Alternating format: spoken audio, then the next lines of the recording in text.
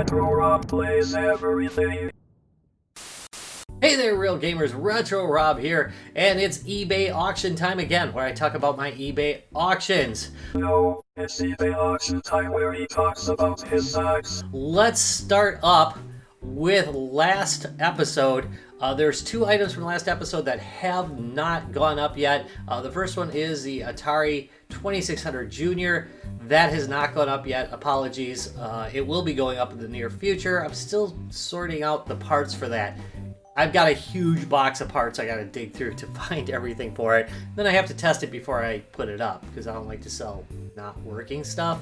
Then the other thing I've got that is also on that list is the Sega Genesis, which will be going up as well in the near future. Has the same problem, getting all the parts together and making sure everything works. So hang on, they'll eventually be there if you were looking for them. Sorry about that, it's just, I'm way behind. All right. Anyway, let's go take a look at the last auctions from the last couple weeks. And the first one is the Sony PlayStation 2 Slim with Metal Gear Solid. That one went for 71 bucks, and in a horrible posting mistake, I didn't charge them shipping for it. Ouch. But anyway, it didn't do that bad. I'm okay with it. I was expecting to get about 40 after shipping. I got about 50, so I think I did okay.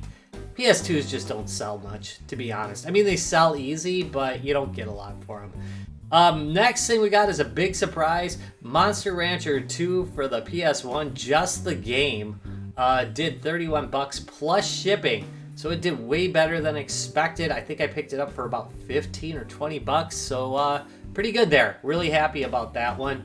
And always happy when I can actually not lose a bunch. Speaking of losing a bunch, we have this mixed lot that I did of handhelds and other goodies, and got murdered on that one. It was predicted. I did say there's a very good chance that I was going to lose money on this one, and sure as heck I did. That said, I mean, mixed lots never do well. It's not a good way to sell. If you've got a bunch of stuff, you should split it up. I didn't, because I've got a lot of bulk to get rid of, so I probably will do another one in the near future, although there's not one in this list. Not in today's, anyway. And then, finally, Quake Champions! It's sold! It sold for 20 bucks, but they had to they had to pay shipping. They had to pay shipping. That is what I'm looking for. Yet again, if you're expecting decent English, not gonna happen on this channel. Nuh-uh. Anyway, it did sell. It shipped. I'm happy. It's just bulk out of the way. And speaking of bulk out of the way, I think we should get going on the stuff I'll be selling during this episode. It's gonna be interesting. I'm gonna change cameras this time because I think it would help a little bit for the video if you could see like the whole bit. All right, let's get going. Thumbs up, comment, and subscribe, or I will go Skynet on your butt. All right, so the first thing we have is this Mortal Kombat Tournament Edition controller. It's in pretty darn good shape. If you recall, when I got it, somebody had tried a a really crappy repair on it. They had some scratching down at the bottom, and they had tried to fill it in with some paint, and it looked awful. But as you can see now, it looks very good. I used some plastics cleaner. Fortunately, none of the damage was past the clear coat, so I was able to polish it back out, and it looks pretty good. It now has a couple scratches from usage again, but nothing like it had before. I think it looks really good, and it should get, I don't know, between 50 bucks plus shipping and 60 bucks plus shipping. They're not worth as much as you would think. So if you look at these, they open up and you can see all the contacts in here. You can open this up. As I recall, there was a problem with one of the contacts and I just had to clean it and it worked. Of course, these are tested, so everything works. Got a USB connector in here so you can play it on your PC, and it's got the original Xbox connector so you can hook it up to an Xbox 360 if you would like.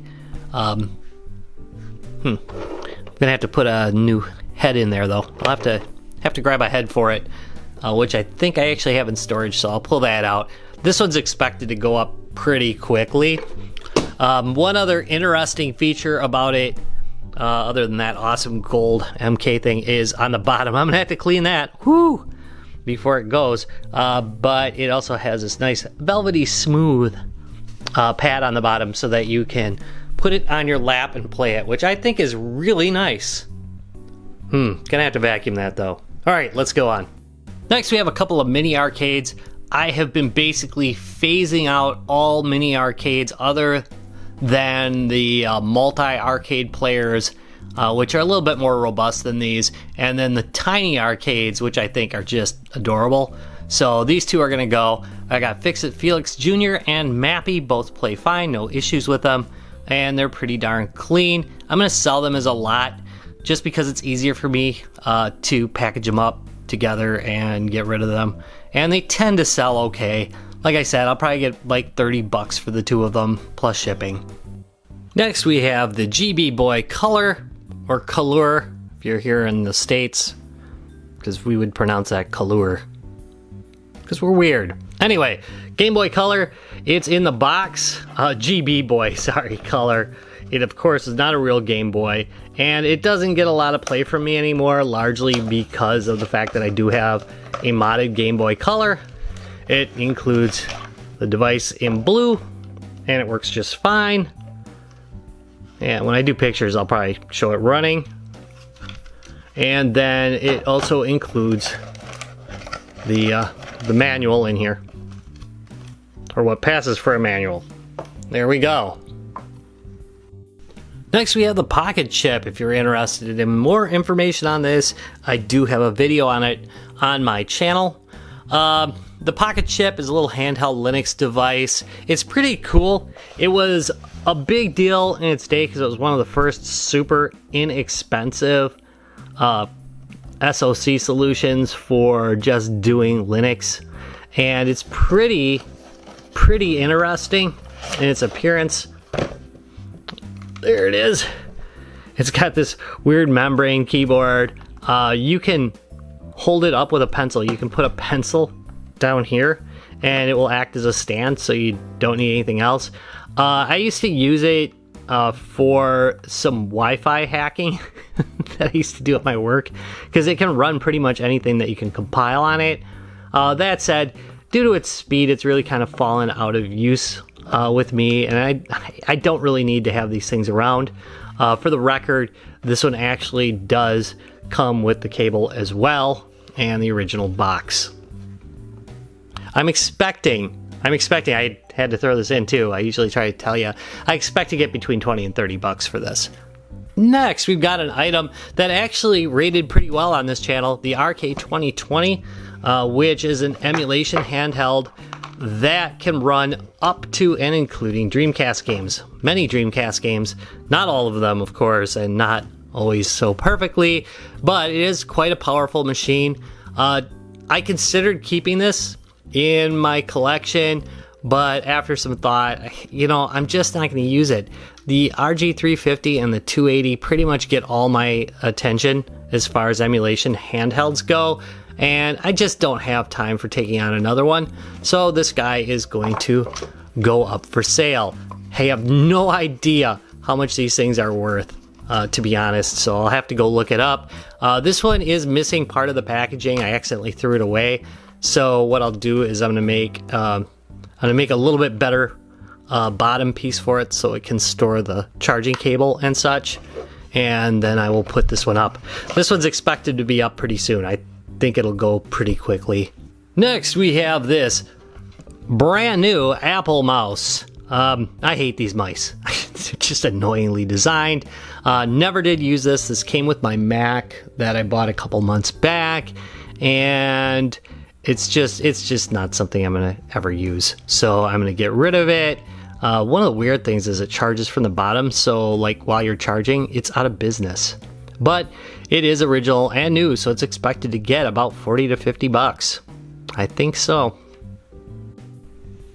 All right, so next we have this lovely, and I mean lovely, little iPod. I think it's a Gen 5. I'm going to have to look it up before I sell it. I do know it's a 16 gig model, which were, kind of weak, I'm afraid to say.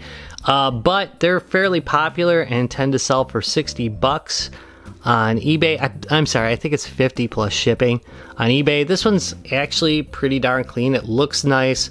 Here, this little guy pops out here. And it's a fairly popular model, believe it or not. The only thing I see wrong with it is if I look down in the corner, I don't like, there's some kind of, I don't know, I don't see it. I can't show it to you on camera, but there's some kind of weirdness down at the bottom. I don't know if that's common. It's right in the bottom left hand screen, so that might hurt its value. It might bring it down to like 30, 40 bucks, but I can't really tell. You see it? It might even be a little crack in the subscreen there. I can't really tell, but you can't really see it, so I don't think it's going to harm it too much, but it might. We'll see. Alright, so this one might come as a bit of a surprise because I've been collecting these for years, but I think it's time that the plug and plays kind of go. I don't play them at all, to be honest, because most of the games I have repeated elsewhere. The other thing is, at conventions, they really don't do as well as they used to. The interest isn't there, so I have no need to keep them, and I think it's time for somebody else who will enjoy them more to get some time with them. So the first one here is, of course, the Super Pac-Man, which is a classic with the Pac ball top. Really nice, pretty decent. Again, all these are really good examples of classic Jakks Pacific games. Then we got the Namco General Collection. This one is more of a mix. It's got Dig Dug on it, which is excellent. The next one, of course, is the classic Pac-Man. This is one of the more desirable ones.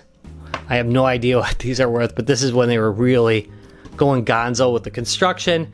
And then this is probably my favorite one of them. This is the Miss Pac-Man handheld, which of course has the twisty handle.